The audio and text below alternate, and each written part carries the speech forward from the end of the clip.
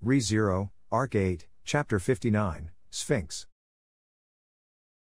Sphinx was a failed result of the Witch of Greed's research into immortality, with the young girl who sacrificed herself to become the core for the creation of the miniature garden known as the Sanctuary with Yazumaya's body as the foundation. She was a replicant constructed with a mana body using the same structure as a spirit. The witch had thought that if a pre-existing soul could be adhered to the empty life of the replicant, pseudo-immortality by means of soul duplication could thus be achieved. However, this prospect easily crumbled before the fact that the size and form of the soul and the vessel of life individually differed. The soul of the Witch of Greed could not be contained within the replicant of Yazumaya. The result born from this outright mishap was the failure of the Witch of Greed, an existence that would mark the world with many misfortunes for years to come. Sphinx, that being, bestowed the name of an impure monster, Sphinx, was about to be disposed of due to its unsuitability for its original purpose, but by a twist of fate,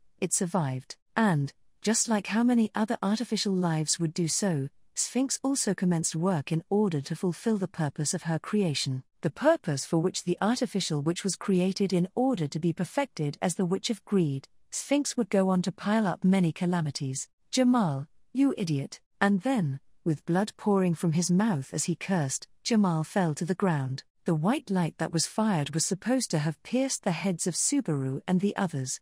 Because of that, Jamal received a blow at a position around that of a child's head as he protected them, but even so, it was still undoubtedly a serious wound that had pierced one side of his torso. Subaru, Jamal, Sphinx, the presumed target has escaped harm.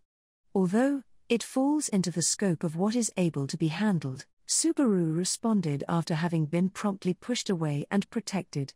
Ignoring that response, Sphinx, who was responsible for that attack, was unconcerned with the fact that it had been unsuccessful. Subaru gnashed his molars at the words of the leader of the undead, who spoke in a calm and apathetic manner. It would have been difficult for Jamal to continue fighting after having collapsed, not to mention that his life would be in danger if not treated immediately. Beatrice, Subaru. Stay focused on what's in front of you. In fact, Subaru, HK. That instant, Beatrice called out in a sharp voice as she pulled Subaru's arm. Shifting his gaze away from Jamal at that call, Subaru looked at Sphinx. Likewise, Beatrice, Spiker, and Abel also trained their gaze on her. The three were on high alert, their attention focused on their enemy, Sphinx. Jamal's treatment would have to be postponed until later. That was right.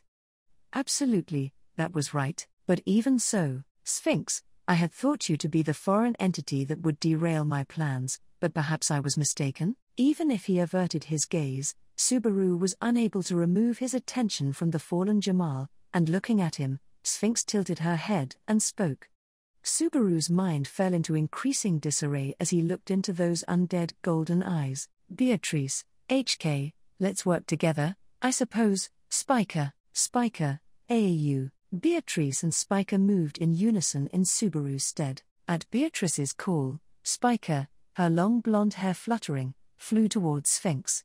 As Spiker leapt, Beatrice unleashed amethyst crystal arrows to the left, right, and rear of the Stockstill Sphinx, blocking her escape route and providing cover. As the coordination of the two blocked Sphinx on all sides, there was nothing she could do. Such was not the case. Sphinx, El Jawald. Contrary to the meagerness of the incantation, the effect of subsequent destruction was tremendous. In response to the looming threat, Sphinx opened both of her empty hands, and, just as she had done when she had attacked Jamal earlier, she emitted white rays of heat, this time from the fingers of her left and right hands. However, this time, it was not a momentary beam of heat like that of a ray gun, but a sword of light that continued to be projected. Wielding 10 blades of light upon her 10 fingers, blades with a long range larger than around half a greatsword, Sphinx dominated the space around her with attacks that sliced in all directions. Bathed in the white light, each one of Beatrice's deployed purple arrows was sliced apart,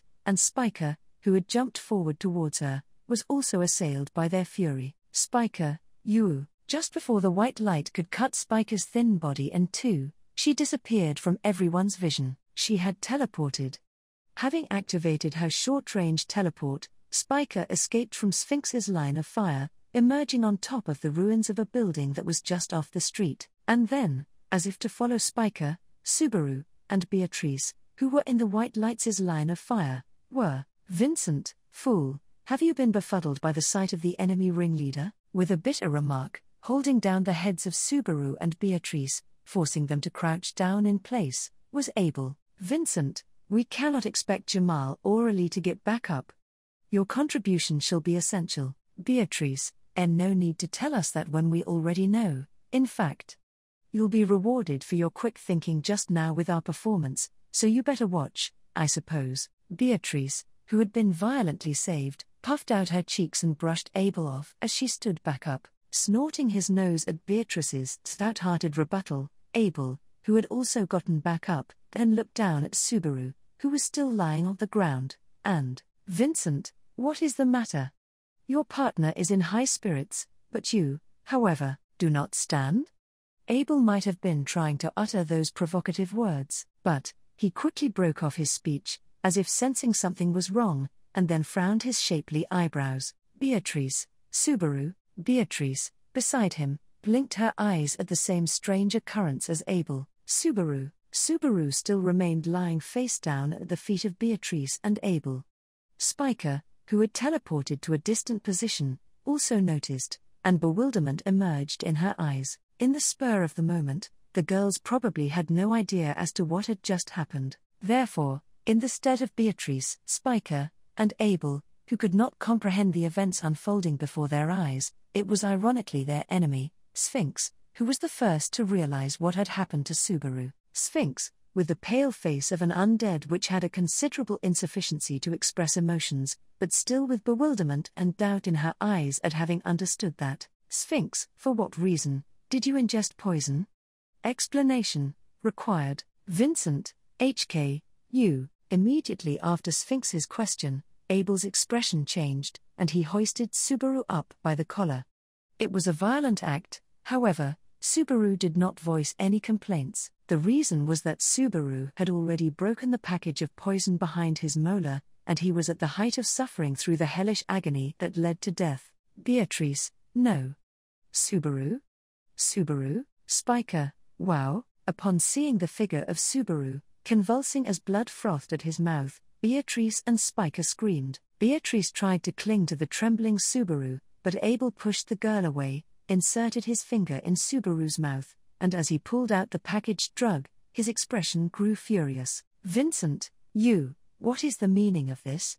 Have you lost your mind?" Subaru, boo-boo-boo. "Vincent, all that boasting about fighting against fate, yet this is what you do." Abel's enraged voice, Beatrice's tearful cry, Spiker's sorrowful voice as she desperately jumped back towards him, amidst the sense of loss of his whole body slowly melting. Subaru heard them all. To the angered voice, to the crying voice, to the despairing voice, he could not answer with words. Even so, there was sufficient meaning in this. It was a necessary measure. This was the best course of action, in order to arrive at a future in which nobody would die. This was the best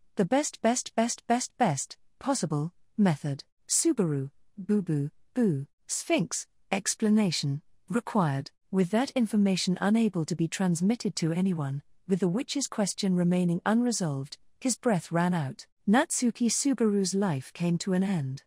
Again, just as it had already done so many times in this final battle. The first few years of Sphinx's journey, which ought to be called a quest, were a major difficulty. The body of Yazumaya, which served as the basis of the replicant, lacked the aptitude for surviving in this harsh world. Her life was often threatened by extremely bad weather, changes in temperature, and sometimes by witch beasts or malicious humans, and lacking the means to counteract that, there had been far too many deficiencies at the time this receptacle had been selected. Since concepts such as growth and training were also meaningless for a mana body, she could not even hope for things to improve. Though it was possible to acquire knowledge and skills that were not dependent on the body, there would be many opportunities for her life to be threatened along the path to learning them, so those days were always accompanied by danger. In addition, the base model of Yazumaya was a half-elf, and since Sphinx also inherited those physical features, she was often exposed to persecution and odd looks. However,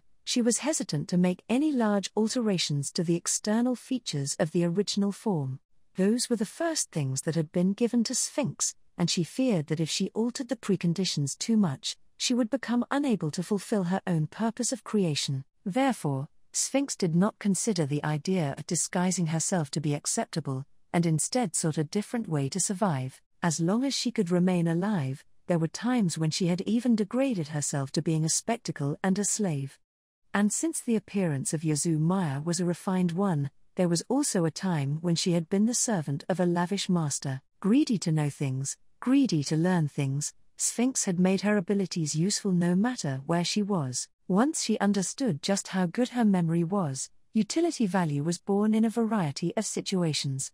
In the process of doing so, Sphinx realized that it was a way to protect herself. In order to travel the world with a weak body, lacking the power to survive, it was best to create value for oneself, to offer it to those who sought it, and to gain their protection. By doing so, Sphinx chose the means of continuing to live under the umbrella of others, until she was able to protect herself on her own. Those days lasted for approximately 150 years. What was the most common cause of death for Natsuki Subaru since he was summoned to this other world? Were he to be asked this question, Subaru would be able to confidently answer, suicide by poison. At the Crimson Lapis Castle of the demon city of Chaos Flame, he had experienced a considerable amount of deaths in the game of tag against Olbart, but so long as the cause of the death was not labeled Olbart, the ways he had died there were of various sorts. Excluding exceptions like those 11 seconds of despair, the record for the most was undoubtedly held by poison.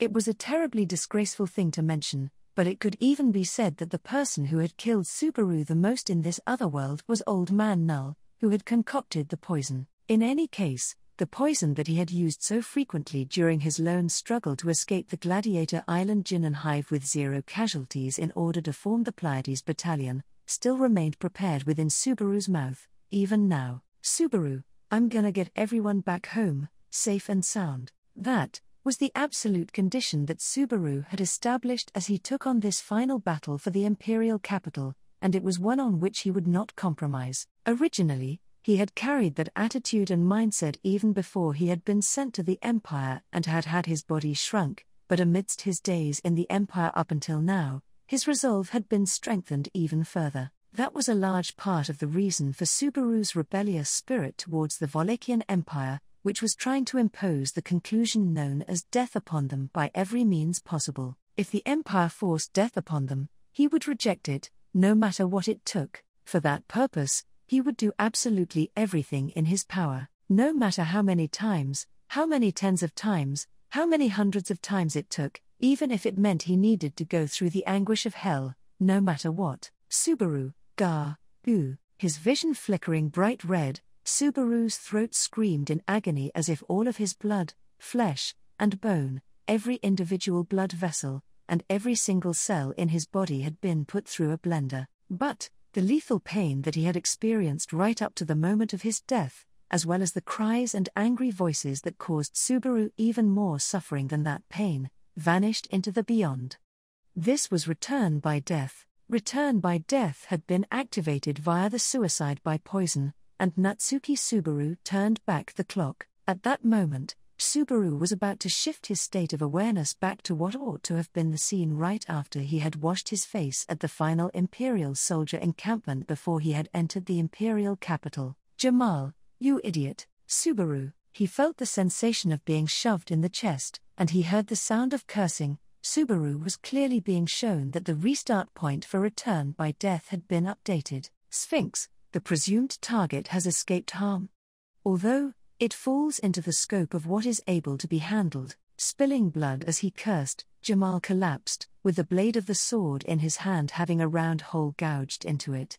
In the midst of this scene, the cold, indifferent voice of the perpetrator, Sphinx, analyzed the situation. Both this scene and those words were things that he had seen and heard only a few dozen seconds ago. Beatrice, Subaru. Stay focused on what's in front of you. In fact, Subaru, HK. Beatrice called out sharply to Subaru, whose thoughts were in disarray due to his understanding and grasp on the current reality. Her voice shattered the contents of his head, and the shock from pain of the previous poisoning and the update of the restart point slipped away with an exhale.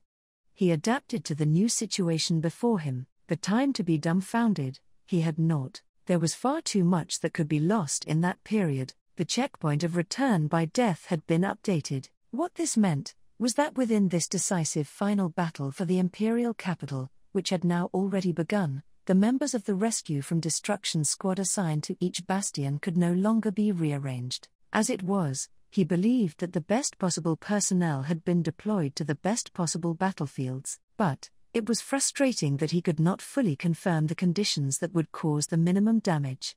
In particular, the fact that he had yet to verify the result of having paired Emilia and Tanza together was a major psychological blow. Of course, the safety of the other members was an inexhaustible source of his anxiety and worry, but, Sphinx, I had thought you to be the foreign entity that would derail my plans, but perhaps I was mistaken? As Sphinx tilted her head and posed a question, Subaru looked at the undead in front of him. The building blocks he had assembled within his head until here crumbled noisily. The building blocks of thought that he had built up through trial and error was something that he had aimed to make far more perfect when viewed from a variety of angles.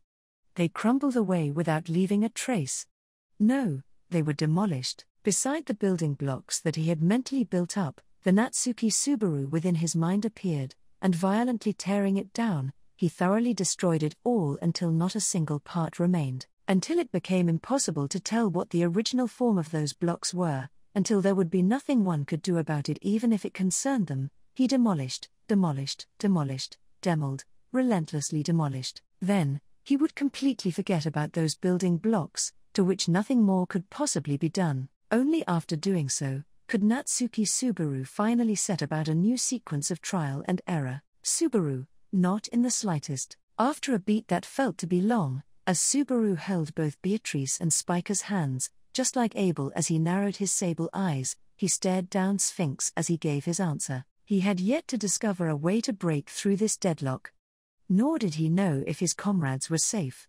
Jamal was still continuing to bleed out. His determination to successfully deal with all of that had not altered in the slightest. He would defeat the witch, Sphinx, and put an end to this great disaster. For that reason, Subaru, I am the one who's gonna derail your plans, the natural enemy of disaster. Sphinx was now known as a witch, but for the first few hundred years after her creation, she was not equipped with power that was appropriate for such a designation. This, too, was a revelation that came about with the creation of Sphinx, but there was a correlation between soul and receptacle, and if dissonance existed between the two, it would serve as a significant flaw that stood in the way. By nature, receptacles were optimized to match their souls. In short, the techniques and abilities of the Witch of Greed could only be adequately wielded by the body of the Witch of Greed. As a being with the incomplete soul of the Witch of Greed filling the receptacle of Yazoo Maya, Sphinx had been hindered from fulfilling the purpose of her creation ever since the very moment of her genesis. As a result, it had taken 150 years for Sphinx to attain power befitting her designation as a witch. For Sphinx, who harbored the flaw of discrepancy between receptacle and soul, things like how to walk, how to breathe, and even how to beat her heart had required her to exert effort akin to relearning it anew. To become a magician, it would take her nearly 100 times longer than what it would take for someone of average ability. Furthermore, in this era, for Sphinx to fulfill the purpose of her creation, there were far too many factors that stood as obstacles to her activities. Being treated as a half-elf due to her physical features, she was used as a scapegoat for the grievances and resentments towards the epitome of witches, the Witch of Envy. Suspecting the existence of Sphinx, the product of the Witch of Greed's research, the person who claimed to be her disciple pursued her tenaciously. While there were others as well, these were the two primary reasons that prevented her from staying in one place, forcing numerous setbacks in Sphinx's quest to fulfill the purpose of her creation. At the end of those days, when she first succeeded in casting magic on her own, seeing the small flame which flickered at her fingertips, Sphinx recalled feeling immense disappointment. Was this the extent of magic that the one who was supposed to succeed the Witch of Greed could use? Jamal, you idiot! And, with blood spilling from his lips as he spat out curses, once again Jamal collapsed. He had been pushed away by Jamal, and the moment he stepped back with Beatrice and Spiker, who were holding his hands, Subaru confirmed the reactivation of Return by Death. Sphinx, the presumed target, has escaped harm. Although it falls into the scope of what is able to be handled, as she missed her target, Sphinx did not worry too much over the result differing from her expectation, the objective of the witch was to eliminate Subaru and his companions who were present here.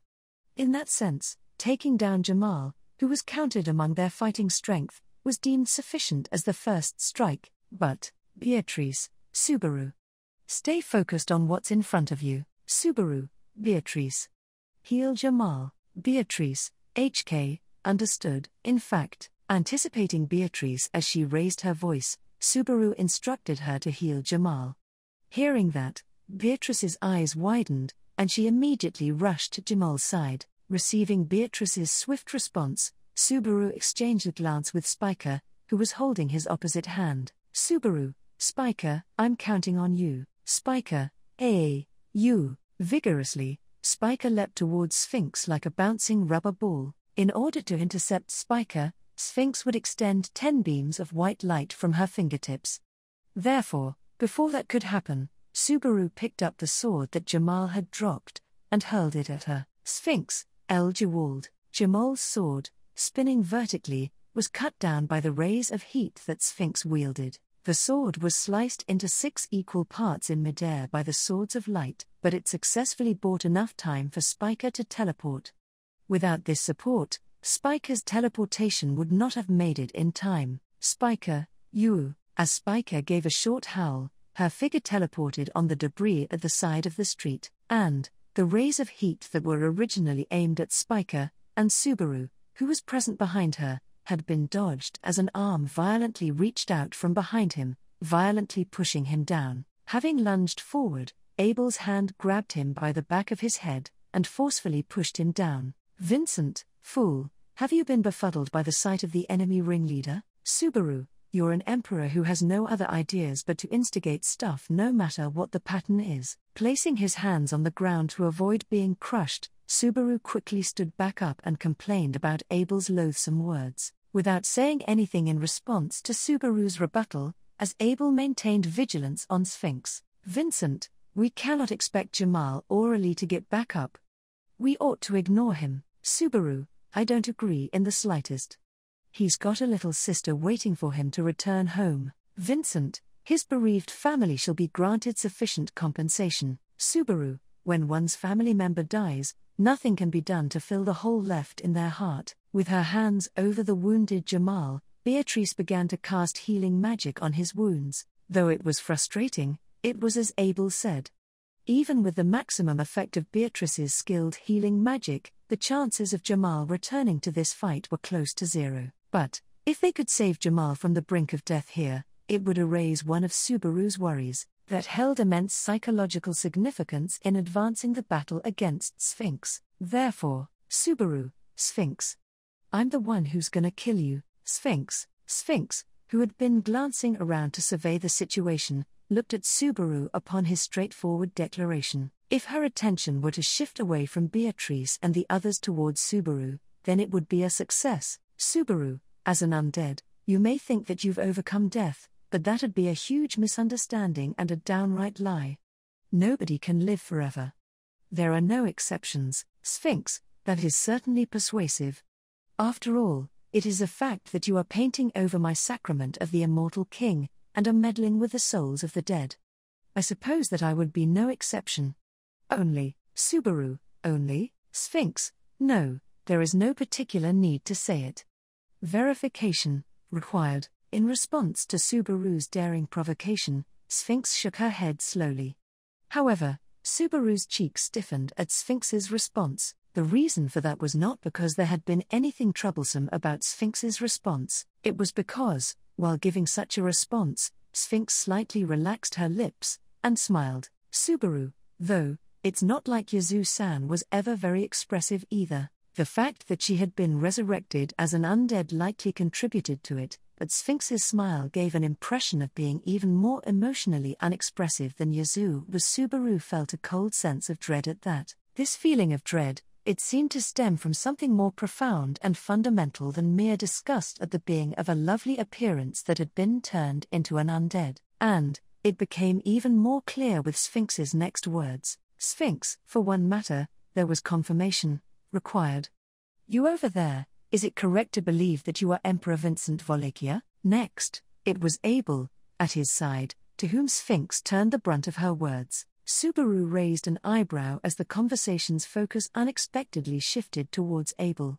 Given his position, it was natural for Abel to become the center of attention, but Subaru had not expected Sphinx to take notice of him here. As someone lacking combat prowess, there was no reason to be wary of Abel, given the circumstances. Sphinx, would that be all right? Response required. Vincent, to a lowly terrorist like you, I have no intention of falsifying my name or my position.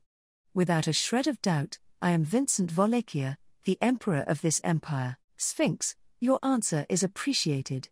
Now, there was another matter for which confirmation required. Despite Abel fixing his intimidating gaze upon her, Sphinx fearlessly continued to speak. Perhaps because he was aware of the great disaster destroying the empire, Subaru was at a loss as to how they would deal with Sphinx thereafter, who was confronting the Wallachian emperor, Abel. If they could prolong the conversation even slightly, it would provide Beatrice more time to heal Jamal's injuries. Recognizing the need to take advantage of this opportunity, Subaru refrained from interrupting their conversation. Thereupon, Vincent, I shan't promise any answer.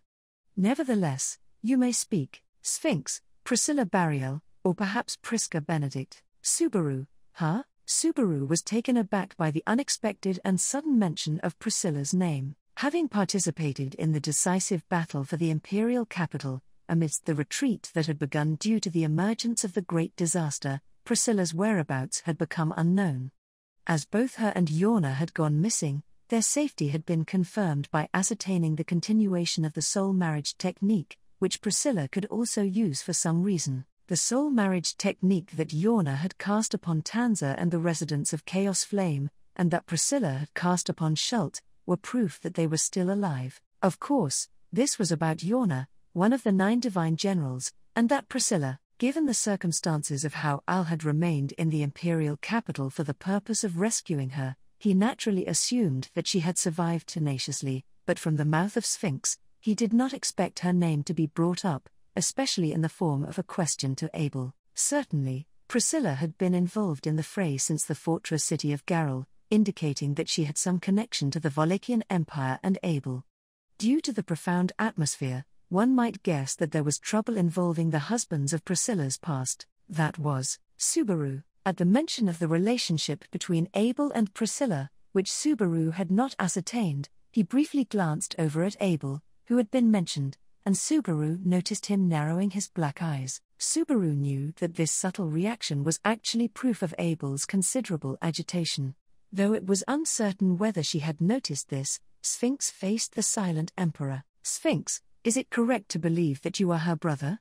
Conviction required. Thus, she continued with a bombshell that betrayed all of Subaru's expectations. Even though she had become capable of using magic by herself, there was no sudden change in Sphinx's way of life. By successfully invoking magic once, she was able to stabilize the method of utilizing the gate of Yazoo Maya's mana-based body, and succeeded in reproducing the majority of magic grasped by the Witch of Greed soul. However, that did not change the dangerous position that Sphinx was placed in, and as always, she kept out of sight, continuing her days of not staying in a single place in order to avoid threats. Only, compared to before, it had become easier to stay out of sight, and to escape threats. Thanks to that, after 150 years had passed since her birth, Sphinx could finally get started on her investigation to replicate the Witch of Greed, the purpose of her creation. The first 100 years, she devoted her time to learning about the Witch of Greed. Despite her foundation being that of the same soul as the Witch of Greed, there were far too many things that Sphinx had lost from the Witch of Greed soul, so the end goal she was supposed to be aiming for had become blurred. So, in order to learn about the Witch of Greed, who had already been dead for a long time, She set out on a journey to follow the legends and books in various places, but there was an organization known as the witch cult that was attempting to erase the witches from history. That did not seem to be the original objective of its founding, but their activities served as hindrances, so results were very slow to come by. As a result, changing the course of action, which had seen no progress over 100 years, Sphinx searched for a different method. For the next 100 years, she aimed to fill in the gaps of the witch of greed within herself. Due to the fact that she had gone around the world for 100 years, and had made essentially no progress, Sphinx thought that perhaps the greatest clue to learning about the witch of greed was herself, who possessed the same soul. Unsuccessful in replicating the witch of greed, Sphinx had been born an insufficient failure. If she were to fill in the missing parts of her soul,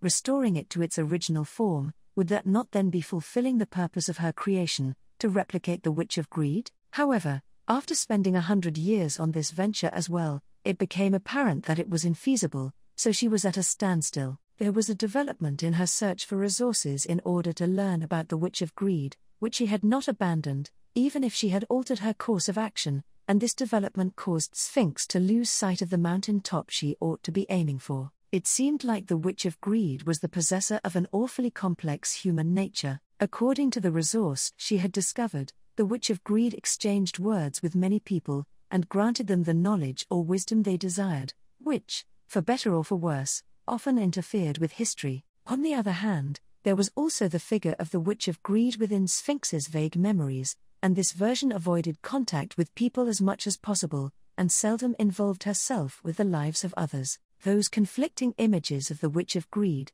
birthed a hesitation in Sphinx's investigation. By this point, over 300 years had already passed since the birth of Sphinx, and with a desire to progress her investigation in order to fulfill the purpose of her creation, Sphinx approached a decision once again. And then, Sphinx decided. She would make a major alteration in the methods she had been using up until now. Abel and Priscilla were brother and sister. It was an impactful fact brought about by Sphinx, however, it tied the seeds already within Subaru together in a way that made sense, and resolved many of the doubts he had harbored. The fact that Priscilla had intervened in the Empire's civil war, and the fact that she knew several people from the Empire starting with Serena. Sometimes, she would have conversations that insinuated that she had a significant history concerning the Empire, and she would occasionally act in a way that seemed like she had an unusual relationship with Abel. And, just like Abel, she had the same bizarrely arrogant and self-important personality. He fathomed Abel's self-importance as being due to the fact that he was emperor. So then, just why did Priscilla act so self-important? The solution to that answer was because she was also part of the imperial family. Nay, it was that she used to be part of the imperial family. Subaru, to decide on who becomes emperor, wasn't there that crazy rule about all the siblings needing to fight to the death? Vincent, I have no intention of debating the ethics of the structure of the imperial selection ceremony with you. Subaru, with or without a debate, the moment you started acting as emperor and allowed Priscilla to live, I generally figured out how you two siblings thought about that rule. The more he heard about the blood relation between Abel and Priscilla, the more he could not help but accept it, but the more he learned about that current situation, the more he understood how impossible it was for the Empire. Originally, the rule was that everyone in the Wallachian Empire who possessed the right to succeed the imperial throne would fight to the death, and until only one final person remained, the emperor would not be decided. Abel was in violation of this rule. In other words, Abel and Priscilla had conspired, and their current positions were ones that went against the imperial selection ceremony. Vincent, we did not conspire. I made a decision, and I carried it out. With the death of Prisca, only Priscilla remained. That is the entirety of the matter, Subaru, that's all. Ah? So doesn't that mean Priscilla was in a position that absolutely should have never returned to the Empire? Vincent, are you able to imagine the extent of worry I experienced at the fortress city? To begin with, if we are on the subject, that has been the case ever since I heard about her becoming a candidate for the kingdom's royal selection. Subaru, as unusual as this is, I actually sympathize with you on that. As an outsider, Subaru could not imagine this, but in order to have his sister Priscilla escape, Abel ought to have crossed an equally dangerous bridge. Surely even now, if this information were to be leaked outside, it would be a bombshell that would even threaten Abel's position as emperor. For that sister, whom he had gone through so much trouble to let flee, to be nominated as a candidate for the next king of the neighboring country in the short time he had taken his eyes off her, and then to come back and fight in the empire's civil war predicament as a foreign player, Abel must have been fighting against a hellish stomach ache behind the oni mask that almost seemed like a practical joke. Anyhow, Subaru, regardless of you two being siblings, the news that Sphinx has an interest in Priscilla is not bad at all. If Priscilla is being kept alive in the Crystal Palace, then that's also corroborated by the soul marriage technique, Vincent.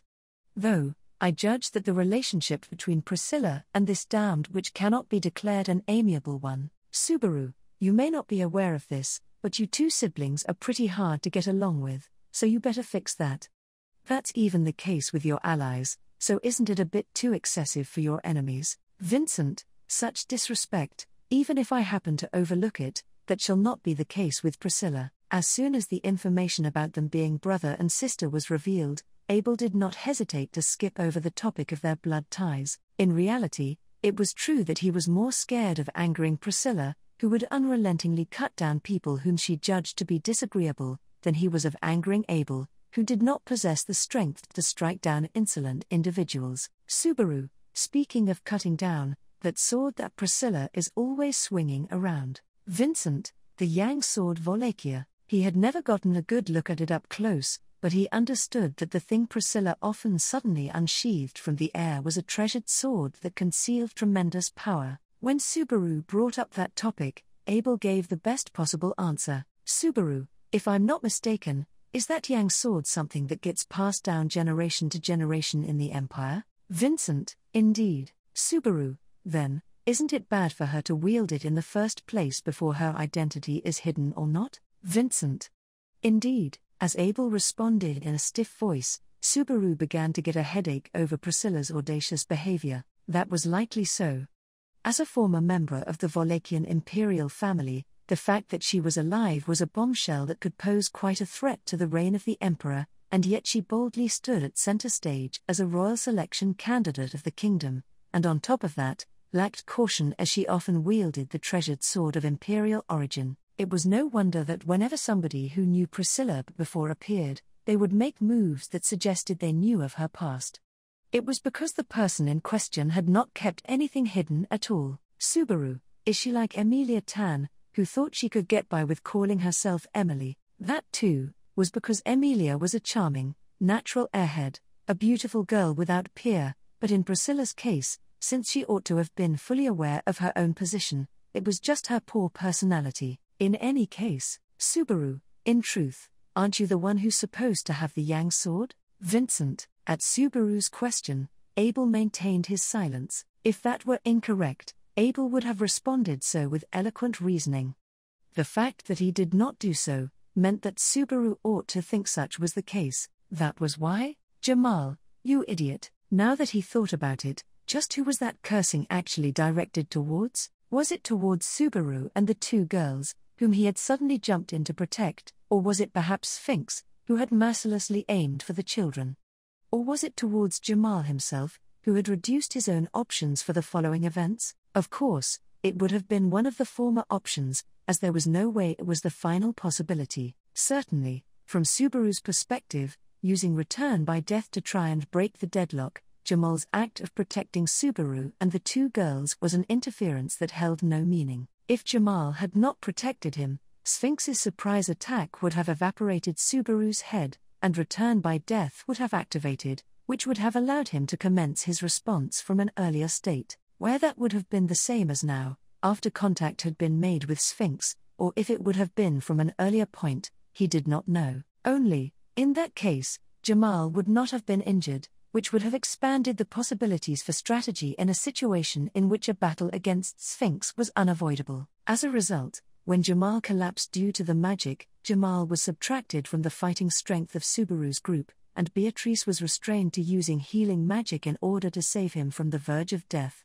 Looking at just the events that had occurred, Jamal's conduct had actually been a burden on Subaru's group. However, Subaru, taking pride in the fact that he was a sword wolf, motivated to cut open a future for his sister with his sword, Jamal had sacrificed himself to protect Subaru and the two girls. Subaru would not let that action be meaningless. After all, lives, instincts, and hearts were not those kinds of things. Sphinx, the presumed target, has escaped harm. Although, Subaru, you made me eat your shoe. But, now we're even. Sphinx, missing her target due to the collapsed Jamal, Sphinx was about to start saying something. Painting over the words of the witch, Subaru spoke to Jamal in a loud voice. Subaru did not know whether that loud voice of his had reached Jamal or not, but, at the campsite immediately after he had been sent off to the Wallachia Empire, Subaru had received some terribly cruel treatment from Jamal.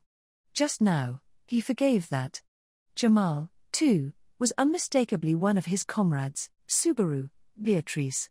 Heal Jamal, Beatrice, HK, understood. In fact, at Subaru's subsequent direction, Beatrice quickly hastened to Jamal. Feeling the sensation of her slender fingers drifting away, Subaru pulled Spiker, who was holding the opposite hand, towards himself. Subaru, Spiker, I'm counting on you. Spiker, you. With an expression brimming with motivation, Spiker kicked off the ground, and with the vigor of a bouncing rubber ball, she leapt towards Sphinx. Spiker jumped right towards her, causing her long, blonde hair to flutter, and Sphinx ignored the fact that her speech had been cancelled, and raised both of her hands. She created 10 swords of light thereupon. Subaru threw one of Jamal's swords. Sphinx, El Jawald, Spiker, you. The white light melted Jamal's rotating sword, and also aimed for Spiker, who was present beyond it. But, before they could reach her, Spiker's form teleported to the side of the street. At the same time, Subaru's head was forced to duck down by Abel's hand from behind, so they had succeeded in evading Sphinx's counterattack. Vincent, you did well to shift gears immediately. But, there shall be no meaning if you cannot keep it up. Subaru, I know. I'll say this now, but don't abandon Jamal, Vincent. His bereaved family shall be granted sufficient compensation. Subaru, in that case, I'll save the people who you won't save. Talking back to the overly rational Abel, Subaru held his ground with his body that had been made to fall. With that posture, he glared at Sphinx, whose attack he had evaded. Subaru, Sphinx. I'm the one who's gonna kill you. Sphinx, Subaru, I'm gonna kill the undead you. Resurrection magic isn't all powerful. You think I'm lying? Sphinx, that is certainly persuasive. After all, it is a fact that you are painting over my sacrament of the immortal king, and are meddling with the souls of the dead. I suppose that I would be no exception. Only, in order to draw attention to himself, Subaru tried to provoke her, to which Sphinx shook her head from side to side. Having recognized that Subaru's claim was somewhat persuasive, Sphinx, no, there is no particular need to say it. Verification required. Despite maintaining vigilance over her natural enemy, Subaru, or, to be precise, Spiker's star-eating, she gave a smile that seemed to be the exact opposite of that mental image. The witch's smile, only the origin of it was unknown to him. Ultimately, there was no need to know, either. Vincent, do not lose your nerve. Speaking to Subaru in a low voice, for a moment, Abel stood next to him and furrowed his brow. The intention of those sable eyes requested an explanation, but Subaru would leave that up to the flow of events. With the aftertaste of her smile remaining, Sphinx looked towards Abel. Sphinx, for one matter, there was confirmation required. You over there, Subaru, this guy is Vincent Wallachia, the emperor of this nation. That, and, you aren't mistaken that he's Priscilla's older brother. Sphinx. Before Sphinx could finish asking her question, Subaru interrupted with the answer. The moment that was done to her, Sphinx moved her eyebrows with a level of clear surprise for the first time.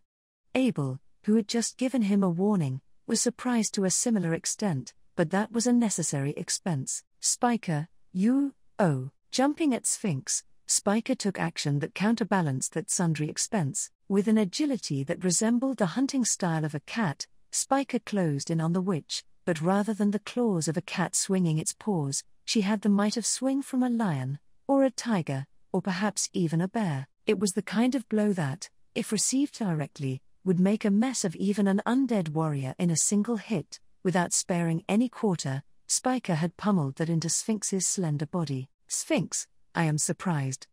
It seems that you have specialities that lie outside the realm of meddling with souls. Spica, AAU? Sphinx's quiet analysis overlapped with Spica's high-pitched voice of astonishment. Spica's astonishment was natural. The blow containing all of her might had indeed been delivered to Sphinx. However, with the single arm Sphinx had raised, she had skillfully parried it. With her blue eyes wide open, Spica stared into the golden eyes of the witch. Sphinx, were you taken aback? My defeat in the demi-human war was partly because of my inexperience in martial arts. Taking that into account, I began learning from square one. But then again, Spica, you, Sphinx, there is a limit to the enhancement of abilities that can be yielded through the flow method for this replicant body. While speaking, Sphinx used the momentum from her parry, and threw Spica down by her head. That elegant movement and technique were not something that had been acquired through half-hearted training.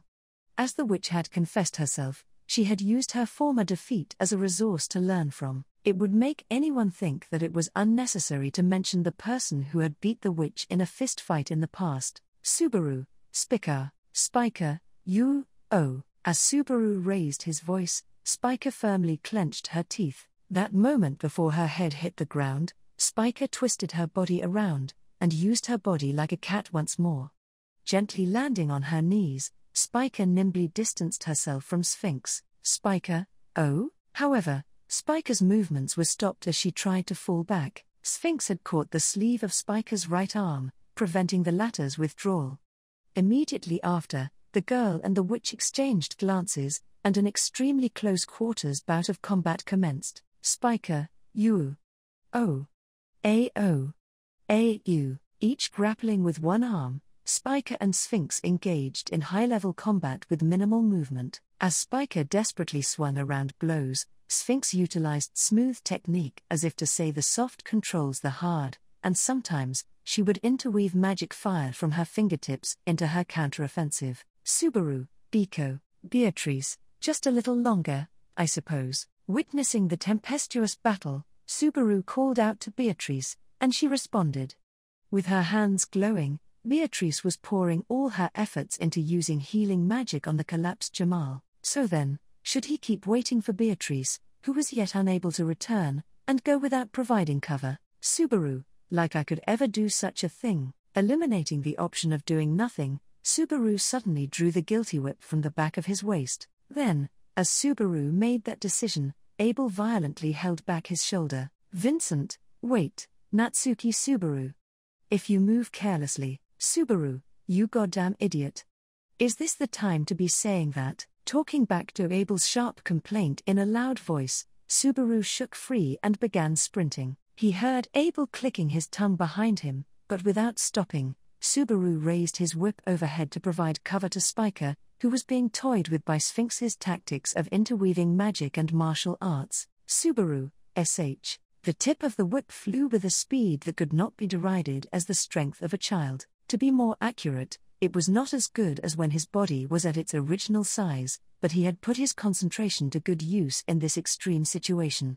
Even if his shrunken body had forgotten the days of training he spent to master the whip, his willpower produced a miracle. The whip tore through the air, and like a snake's fangs, it was absorbed into Sphinx's back. Subaru, wah. Sphinx, feelings of protectiveness and impatience amount to poison that causes lapses in judgment.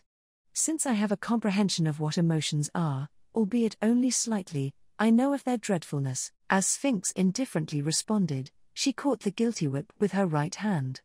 But, Sphinx had purposely reached out her right hand to do so. Sphinx's left hand was grasping Spica's right sleeve, and her right hand was fastened to Subaru's whip, so now both of her hands had been sealed. However, Spica, HK, spilling out pathetic cries of pain, Spica fell to her knees, as her left thigh had been pierced by white light. Unable to use either of her hands, that had been done by a blow fired from Sphinx's undead golden right eye. Sphinx, fingers and tools can be used to assist with the invocation of magic.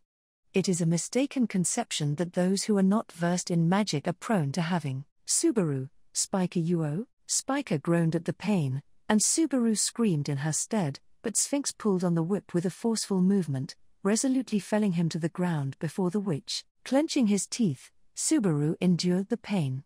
The face of Spiker on her knees right next to him, and the face of Sphinx looking down at him from above, he clearly saw both of them, meeting eyes with the golden irises in which no heat could be felt. Sphinx, for what reason are you smiling? Subaru, because everything until now has gone exactly as I had planned. Seeing Subaru's expression as he lay face up on the ground, Sphinx voiced a question. Answering it, Subaru let go of the whip that he had purposely been holding onto, and with the emptied hand, he directed a finger gun towards Sphinx, and then, Subaru, Minya. The tip of Subaru's finger glowed, and immediately after, a crystal arrow of amethyst hue was fired. Surprise, close range, negligence, a performance that deserved an Academy Award as various factors intertwined. Sphinx had no measures by which she could evade Subaru's preparations. Sphinx, reflection, required, indeed. Sphinx tilted her head right away and muttered in a slightly cracked voice. Subaru's purple arrow made an impact on Sphinx's right eye and bore through it.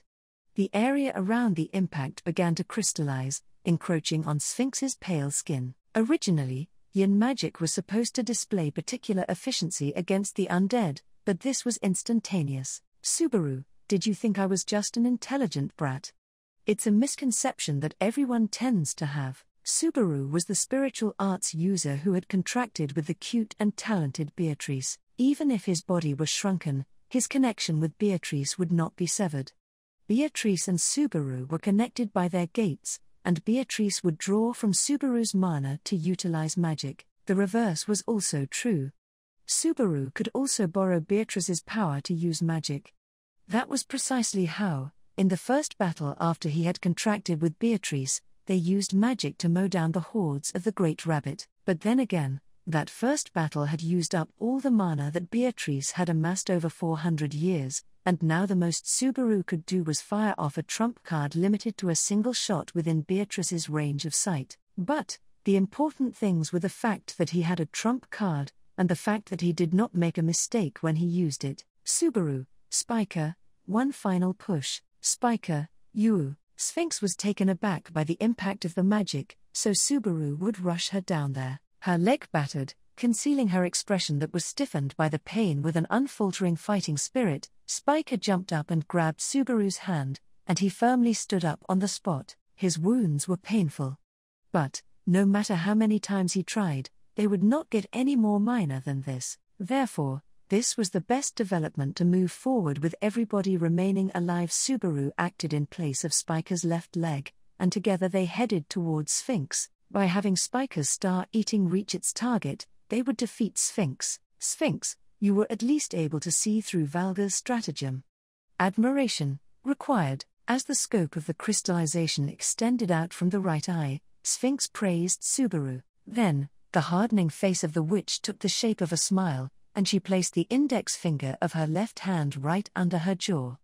That finger was forming a finger gun, as if to spite Subaru. Subaru, HK. That instant, Subaru intuited that her action was a preparation for escape by death. It was a plan to commit suicide by blowing off her own head, and resetting the situation. If she committed suicide here, and escaped with intelligence on Subaru's group, Sphinx would never appear before them again. The chance to have star-eating reach its target would not come about again. Before he could move to put a stop to that, a faint light glowed in the tip of Sphinx's finger.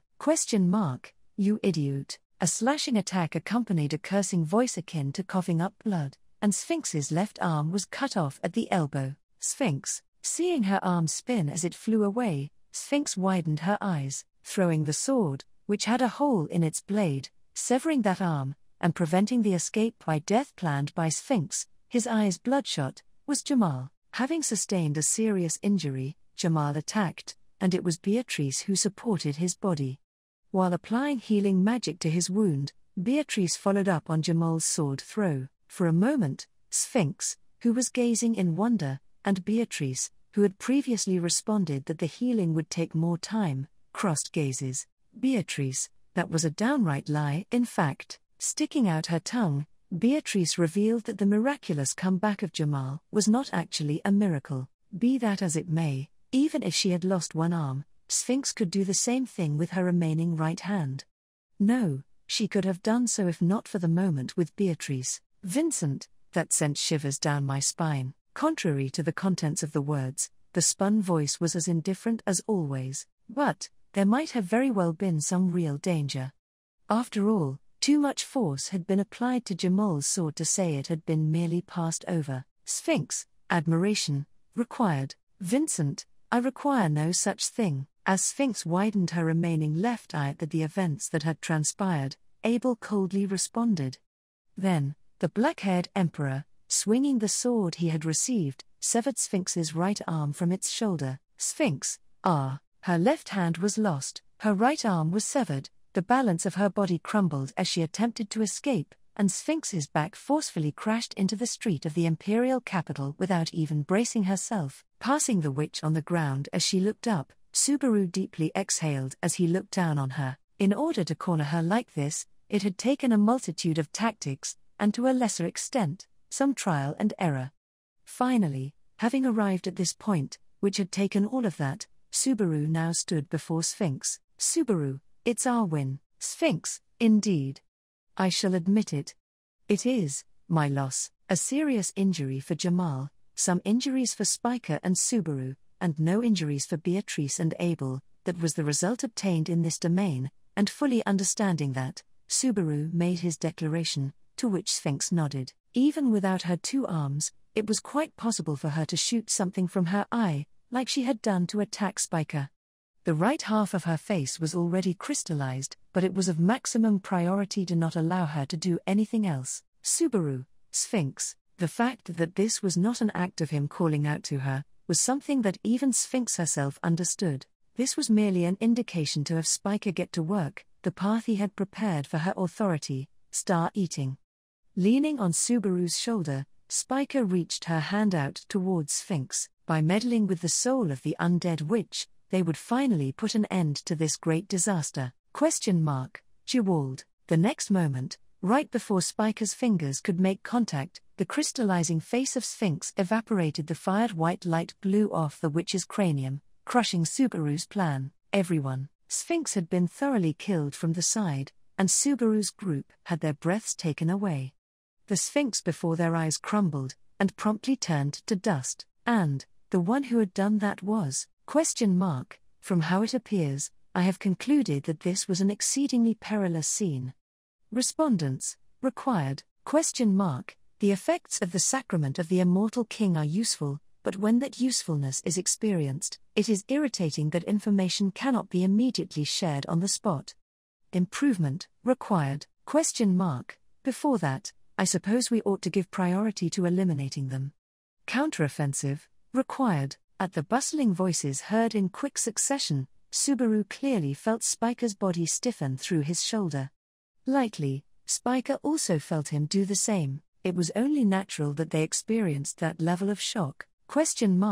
Combat, required, combat, required, combat, required. After all, having disposed of the cornered Sphinx, several uninjured witches, several uninjured Sphinxes, had gathered together. For Sphinx, intervention in the demi-human war was something exceedingly convenient. The feelings of antipathy between humans and demi-humans that had been on the rise within the dragon kingdom of Lagunica flared up into a large inferno with merely a small kindling, and the long-standing transient peace was destroyed. The environment that persecuted demi-humans regardless of their participation in the civil war entirely eliminated the unnaturalness of Sphinx making contact with the demi-human alliance.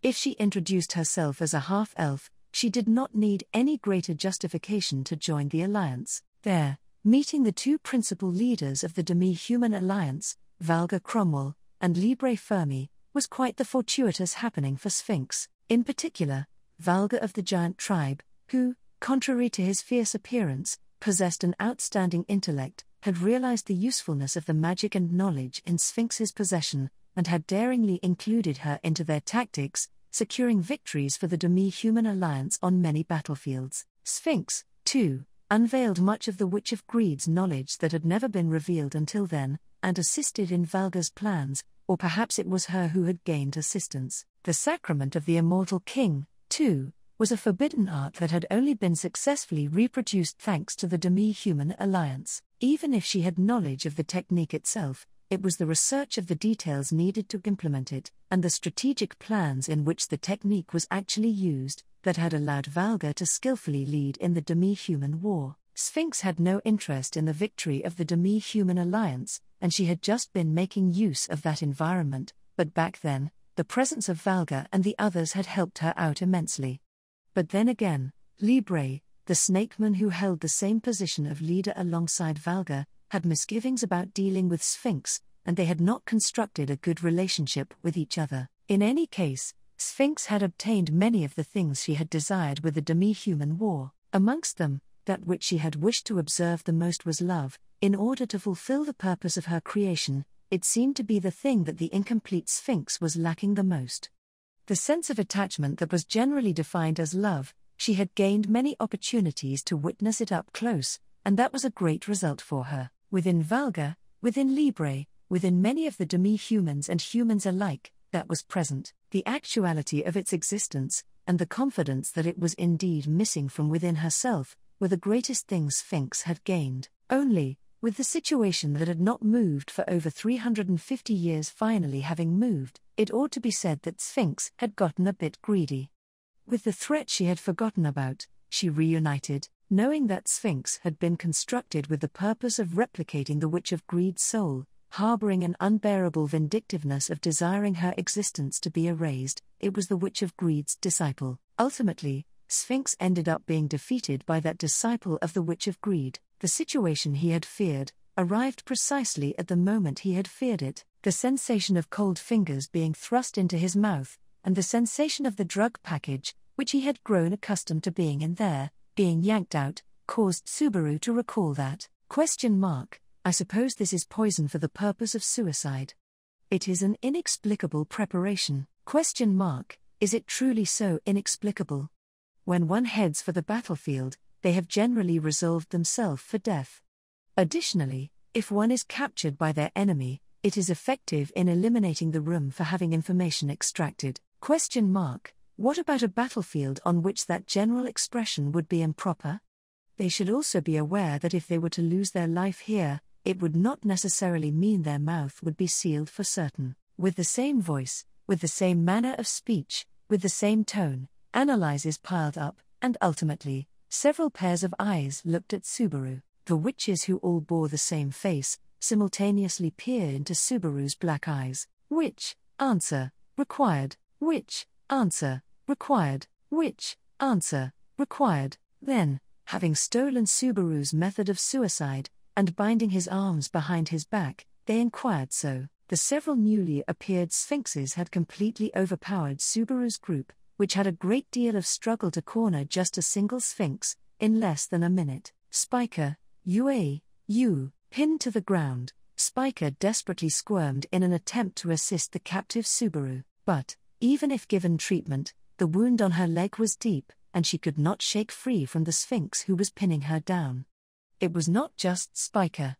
Beatrice and Jamal were also lying collapsed on the street in a battered state. In particular, since Jamal had continued to shower the sphinxes with abusive language, he had ended up being scrupulously tormented until he had completely lost consciousness. And then, Vincent, from one indecision to the next, do you not tire of it all? Sphinx, even when you are cornered to this degree, I admire that your spirit still refuses to yield. I can sense the blood relation with your sister. With Priscilla Bariel, Vincent, humph, did you think I would waver at the mention of Priscilla? In addition to mimicking Lamia, the one known as the witch engages in some terribly impudent actions. Abel trained a hostile gaze on Sphinx, and spat those words out together with the blood in his mouth. Right now, the ones facing off against the sphinxes were him, standing on his own 2 feet, and Subaru, whose arms were bound behind his back. And with Subaru forced to kneel, Abel became the sole man standing. Present here were 3 sphinxes. One of them was restraining Subaru, one of them was pinning Spiker down, and the last one was free to move as she pleased. Facing them, Abel had sustained no small amount of wounds amidst the short resistance. His clothes were sullied and torn, and wiping the blood off his cheek with his sleeve. By his feet was the sword he had discarded as it had lost its blade. But, even with this much damage done to him, Abel had not sustained a fatal wound. In this 11th hour, that was thanks to Abel's remarkable swordsmanship. Blooming such a thing was not the case, for it was by the Sphinx's intentions that Abel had been kept alive. Sphinx, Lamia Godwin, it is true that I have learned from her. She possessed a certain observative ability to see the true nature of things. She was much closer to the truth of souls than I am. Sphinx, thanks to her, parallel reproduction of the sacrament of the immortal king has succeeded. It slightly deviates from the desired result, but it is true that it has advanced us one level higher. Sphinx, without that, it would have been infeasible to appear before you in this manner. The Sphinxes strung words together. The trick of producing several of the same undead at the same time was an abuse of the sacrament of the immortal king, used by Abel's sister when she had attacked the coupled dragon carriages used by Lamia Godwin. To be honest, if Spiker's star eating was flawless, then the multiplication of undead was nothing more than an act of increasing the number of targets that could be hit. Because she understood that, Sphinx had separated Subaru and Spiker, and had restrained them. And then, the reason that the Sphinxes had kept Abel alive by himself was, Sphinx, as a member of the Volakian imperial family, your yang sword was a threat. Vigilance, required. Vincent, at the words of the empty-handed Sphinx, Abel slightly narrowed his sable eyes. That which Sphinx maintained vigilance over, the yang sword Volakia, a great treasure of the empire that concealed tremendous power. Subaru, too, had once personally witnessed the remarkable power of the yang sword. However, at that time, the owner of the yang sword was not Abel, but Sphinx, Priscilla Bariel. Or perhaps Prisca Benedict. Subaru, Abel, Sphinx, he ought to be the Volakian emperor, Vincent Volakia. The way you call him Abel, I thought it was improper to call him by a nickname or alias. Correction, required. Pointing out such a trivial imperfection in his speech, she firmly pushed Subaru down into the ground by his face. Ignoring Subaru as he groaned with his face rubbing against the ground, Sphinx tilted her head at Abel. Sphinx, it seems that you truly do not possess the yang sword. Indeed, facing Vincent Volakia, she plainly declared that he did not have ownership of the yang sword, the proof that one was the emperor. Subaru, HK. At Sphinx's assertion, Abel maintained his silence, but Subaru's throat clogged up. Just how humiliating that would have been for the Volakian emperor, Subaru did not know. But he knew that just like the fact that he had let the sister whom he ought to have killed in the imperial selection ceremony live, asking any more about the emperor's nature would not be tolerated. And then, the act of ascertaining that was unmistakably the reason why Sphinx had kept Abel alive. Sphinx, would you accompany me, Emperor Vincent Volakia? If it is all right with you, I would like to take you to meet your younger sister, Priscilla Bariel. Analysis, required. Vincent, to meet Priscilla, you say? What are you plotting? Sphinx, I refuse to answer. Deliberation, required. To Abel, who did not possess a decisive blow in order to resist, Sphinx made a peculiar offer. The true intent behind that offer had not been spoken. But, if Abel agreed, he would be able to survive a little longer. Nevertheless, the apex of the empire had not the charm to carelessly follow such a proposal. Vincent, do not jest with me, which? If there was need to converse with Priscilla, I would do so on my own, even without the likes of your permission. Just who do you think I am? Sphinx, boldly answering so, Abel crossed his arms, rejecting the witch's proposal, sullied, shedding blood, with even his life in the palm of his opponent. However, the figure of Abel maintaining his unwavering attitude was undoubtedly that of the very sword wolf held in great esteem by the Volakian Empire. Sphinx, reflection, required. There was no change in her countenance or verbal expression, but Sphinx's voice housed a clear disappointment. As the reason for that had not been revealed, it remained unknown. But Sphinx found it unfortunate that she could not take Abel to where Priscilla was, and Sphinx, reflecting on the fact that had caused her such disappointment, as if rejecting it, Sphinx, what about in exchange for the lives of these individuals? Reanalysis, required. The question was asked while pointing fingers at Subaru and Spiker, who were pinned down. In order to bestow the question with more persuasive power, Sphinx increased the pressure of her bind on Subaru. Spiker, ooh. You, wow. Subaru, Spiker, lightly. The same amount of pressure was being applied to Spiker.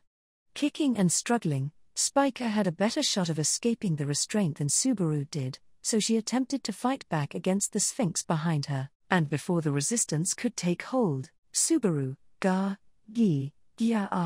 Sphinx, reflection, required. The dull, creaking sound that reverberated was the destructive noise of a bone being painfully broken.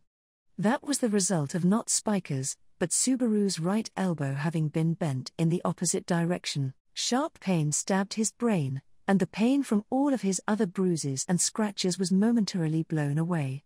Blood frothed up as he bit his lip, and the unbearable tears streamed down drop by drop. While making that example out of him, neither the Sphinx who had broken his arm, nor the Sphinx who was about to break Spiker's arm, nor the Sphinx who had directed them to do so, had shown even the slightest fluctuation in emotions. Only, in order to grant her own desire, her gaze was that of a spectator, wondering if the example that had been made would produce results. However, Vincent, tedious, Abel's reply, even though Subaru's arm had been broken, conceded no emotions whatsoever. Receiving that, Sphinx finally let out a short exhale, and, Sphinx, if possible, I would have liked to bring you back alive, but, Vincent, do not jest. If you had wished to fulfill that no matter what, it would have been better to fashion me into an undead and bring me along. Sphinx, to say that would be difficult, is a conclusion of all the materials of analysis until now. At Sphinx's answer, Abel closed one eye as if going into rumination. But, before those thoughts yielded any progress, the Sphinxes began to take action. The Sphinxes pinning Subaru and Spiker down each raised a single finger. Holding Subaru and Spiker up, the Sphinxes placed those fingers against the backs of each of their heads. Subaru, Abel, gasping and sweating at the pain of his broken arm, Subaru called out to Abel. In the same situation as Spiker, who was struggling next to him, it was obvious what Sphinx's aim was, but it was for naught. After all, examples being made would not serve any use. Vincent, there is no meaning in taking hostages. Or perhaps, does the witch fail to understand such simple things? Sphinx, is that so? Vincent, what? Sphinx, emotions or feelings of protection are difficult things to deal with. Even you, the apex of the empire, are no exception. Exertion, required. Indeed, the soul-free Sphinx spoke to Abel, and then slowly lifted her hand. Then, raising a single finger of that raised hand, as she aimed it at Abel's chest, Sphinx, please do not move. If you value their lives, Vincent, menial. Abel's short words, which seemed as if he was gnashing his teeth, yielded a crooked smile on Sphinx's mouth. That moment, Sphinx's fingertip glowed with light. It was not just the one aiming for Abel, but the fingers thrust against the backs of Subaru's and Spiker's heads were also glowing. He had been waiting for the witch to make that vicious choice. Subaru, leap, Spiker, Sphinx, Right before the fatal light was fired, Subaru forgot about his pain and yelled out. Receiving that, one of the bewildered Sphinxes disappeared from there. She had been forcibly taken along by Spiker's teleport, and with Spiker's leap as a signal, there was also movement on Subaru's side. That was not movement from Subaru himself, but, no matter how you look at it, you are pushing it way too far, I suppose. Speaking in an angered voice was Beatrice, who had been silently awaiting Subaru's signal in her collapsed state. Having patiently endured, she now poured the feelings of wanting to rush forth, which she had withstood from the moment when Subaru had his arm broken, into the amethyst crystals, and shot them into Sphinx, who had perpetrated that deed. Sphinx, the situation had hectically moved to turn the tables. The attack of the Sphinxes, who had been restraining Subaru and Spiker, had ended in failure. The one who had been a hindrance on Subaru's side was Beatrice, but the one who had been a hindrance on Spiker's side was none other than Sphinx herself. When Spiker had teleported, she had intercepted the line of fire of the Sphinx who had fired her magic at Abel, and had made the heat ray of light shoot down the Sphinx who was restraining her. Sphinx, this is, subject to an undesired friendly fire, the one remaining Sphinx widened her eyes. One was shot down and terminated by her own magic, and another was crystallized into an amethyst statue by a magic arrow. Still, this was about all that could be done with a surprise attack. Sphinx, I do not think that the final person will also stand back up. Subaru, with his arm broken, Spiker, who had been restrained, and Beatrice, who had been thought to have been unconscious, had attempted a counterattack.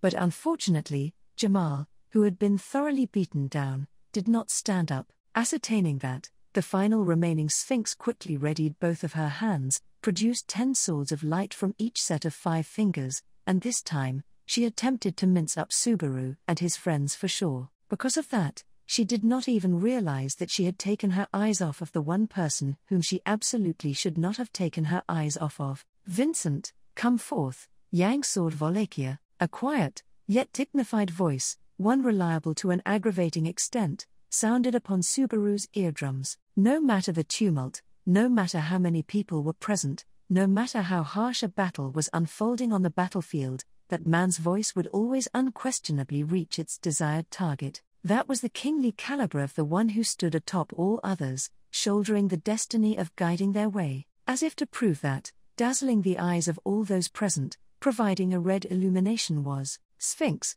I thought you were not supposed to have that in your possession. Vincent, fool. Never once have I said that I had relinquished the Yang sword or any act of the like. Only, the treasured blade of crimson which he had not drawn once, no matter what hardship had stood in his path, merely for the purpose of drawing closer the opportunity for victory in this moment, he now drew out from the sheath of the sky. And then, Subaru, this battle of trickery is our win. Vincent, the stratagems of my 2 strategists. You have underestimated them. Bearing the pain, Subaru took pride in their victory, and Abel took pride in the victory of the capabilities of the strategist who was not present here, the one who had devised the plan that had made even the witch firmly believe that Abel had lost his trump card. The next moment, with Yang sword in hand, Abel kicked off the ground, and leapt. That was the dash of one who possessed definite strength, incomparable to the Abel up until this point.